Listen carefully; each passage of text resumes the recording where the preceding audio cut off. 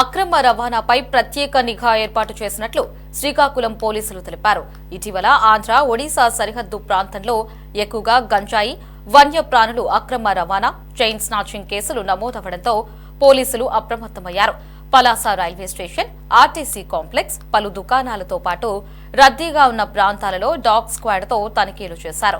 ప్రత్యేకంగా నార్కోటిక్ బృందాలతో సోదాలు నిర్వహించారు. ఇకపై ప్రతిరోజు పలు ప్రాంతాలలో స్పెషల్ డ్రైవ్ నిర్వహించబోతున్నట్లు పోలీసులు స్పష్టం చేశారు. అక్రమ రవాణా, అనుమానిత వ్యక్తుల పట్ల ఎటువంటి సమాచారం ఉన్నా పోలీసులకు తెలియజేయాలని మీడియా ద్వారా ప్రజలను కోరారు.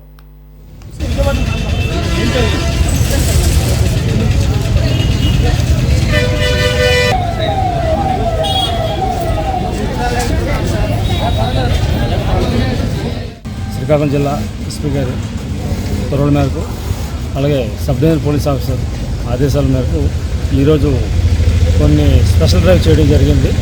అదేవిధంగా మన టౌన్లో, ముఖ్యంగా మన కాశీబుగ్గ పక్కన టౌన్ అంతా కూడా ఎక్కువ ఒరిస్సా బోర్డర్ అయి ఉండడం వల్ల గాంజా రవాణా అవుతుందనే ఇన్ఫర్మేషన్ మీద, అలాగే రైల్వే స్టేషన్ ఉండడం, చాలా దూర ప్రదేశం రావడం, రవాణా జరగడానికి అవకాశం ఉంది కనుక ఈరోజు దానికి సంబంధించినటువంటి అంటే ఒక మనకి డాగ్ స్క్వాడ్ ఏదైతే ఉందో గాంజాని పసిగట్టగలిగే అటువంటి నార్కోటిక్స్ సంబంధించినటువంటి డాగ్ తీసుకురావడం జరిగింది.